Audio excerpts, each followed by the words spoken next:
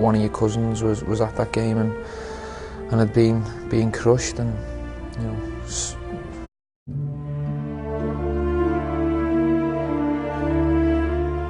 Yeah, to know that one of your cousins was at that game and had been crushed, and you know, seeing his mum and his dad and his close family, you know, the reaction on their faces and stuff helped to drive me on to become the player I am today.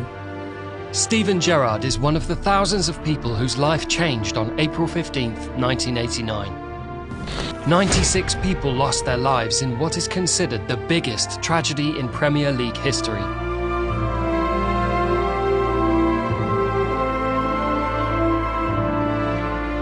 Today, all that remains is a wall and a lot of unanswered questions. But what happened in this stadium in Sheffield on that fateful day? England thought they would be watching an unmissable spectacle. The FA Cup semi-final between Liverpool and Nottingham Forest, two of the Premier League's historic clubs. But after 5 minutes of play, the celebration turned into a nightmare. 96 dead, 766 injured, a nation shocked. But how did such a terrible event occur? The scene has to be set. A high-stakes game. Two major teams. The stadium was obviously full for this encounter. After all, we are talking about English football. But the pressure from the crowd became too great at the entrance of the stadium, which is when David Duckenfield, the city's chief of police, made a monumental mistake. He opened the gates to the stadium. The crowd on the outside moved towards already full stands. A tragedy.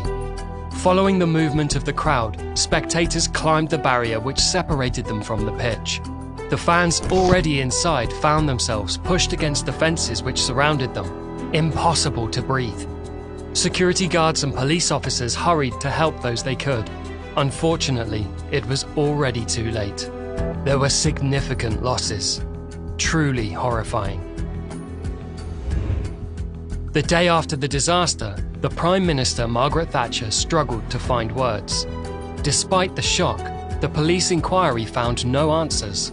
But the families of the victims only wanted one thing: to move on and turn the page thanks to the truth. There was suspicion around the country, but in 2012, the truth finally came out. Having lied for many years, David Duckenfield admitted his mistake. Premier League clubs have never ceased in showing their support for Liverpool, all except one: Manchester United. The majority of Red Devils fans respect this symbolic date, but in 2012, some dared to do the unthinkable. During the derby, horrifying chants were heard. "Always the victims," insinuating that the Reds were in part to blame for this drama. Who do you think stepped in? Sir Alex Ferguson, of course. This is the time for supporters of these two great clubs to represent their clubs with the integrity and honour that our glorious history demands. After all, even the greatest rivalries have to have their limits. 30 years after the tragedy, Jurgen Klopp and his players paid homage to the victims and their families.